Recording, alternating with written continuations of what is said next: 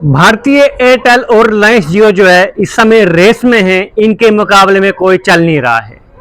और एक डाटा आया है, telecom regulatory authority of India की तरफ से डाटा जारी किया गया है जुलाई 2026 का, जिसमें भारतीय एयरटेल जो है जियो से 2 कदम आगे चल रहा है और जियो जो है 2 कदम पीछे चल रहा है। जिसमें वायरलेस सब्सक्राइबर जो है एयरटेल के वो 48.94 करोड़ हैं और जियो को जो है 50.60 करोड़ है।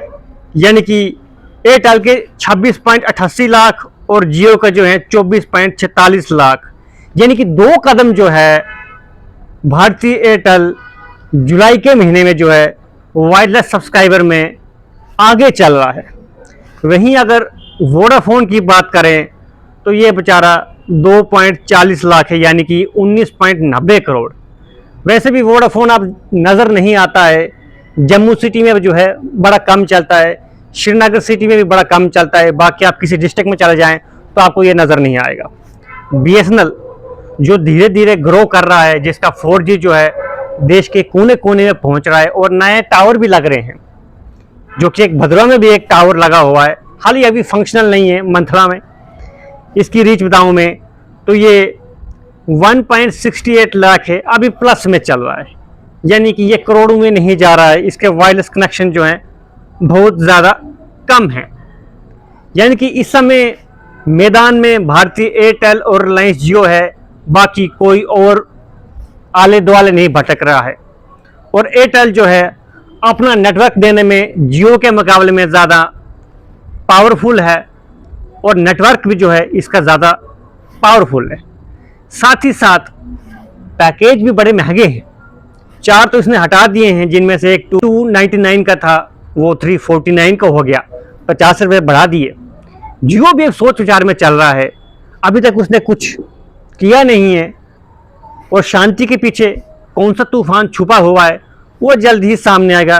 जो कि जानकारी ये भी आ रही है कि अक्टूबर तक जो है, यानी कि दिवाली के बाद जो है किसी भी समय रिचार्ज जो है महंगे हो सकते हैं, 13 से लेके 15% जो है महंगे हो जाएंगे। वहीं अगर टोटल वायरलेस सब्सक्राइबर्स की बात करें तो वो जो है 128.79 करोड़ हैं, यानी कि 53.38 लाख ये जुलाई के महीने में जो है ये डाटा जो है telecom regulatory authority of India की तरफ से जो है जारी किया गया है। यानी कि भारतीय एयरटेल जो है अपनी ग्रोथ कर रहा है, अपनी स्पीड जो है बढ़ा रहा है, यानी कि जो उसके सब्सक्राइबर हैं वो जुलाई के महीने में जो है बड़े हैं। साथ में ये डाटा भी देख लीजिए, एक ग्राफ बना हुआ है जिसमें आपको भारतीय एयरटेल ऊपर नज़र आ रहा है, जियो थोड़ा नीचे नज़र आ रहा है और बेचारा वोडाफोन तो हल्की सी एक ऊंचाई पर है और बीएसएनएल तो बहुत पीछे है। हालांकि सरकार चाहे तो बीएसएनएल का प्रचार ज़्यादा कर सकती है, बीएसएनएल को भी जो है मुकाबले में खड़ा कर सकते हैं, लेकिन कोशिश की जा रही है। कब ये कोशिश आगे बढ़ेगी ये तो आने वाले समय में ही पता चलेगा। लेकिन जियो जो है वो भी सेकंड लार्जेस्ट ऑपरेटर इस समय चल रहा है, जिसमें 24.46 लाख सब्सक्राइबर जो है जुलाई के महीने में ये हुआ है, डाटा सामने आया है। लेकिन नंबर 1 पर जो है इस समय फ़िलहाल भारतीय एयरटेल ही चल रहा है, यानी कि इसकी ग्रोथ पेक जो है वो थोड़ी ज़्यादा है, लेकिन वोडाफोन थोड़ा काफ़ी ज़्यादा नीचे है, बीएसएनएल जो है इससे भी ज़्यादा नीचे है, जो अभी अपने 4G के ऊपर ही काम कर रहा है।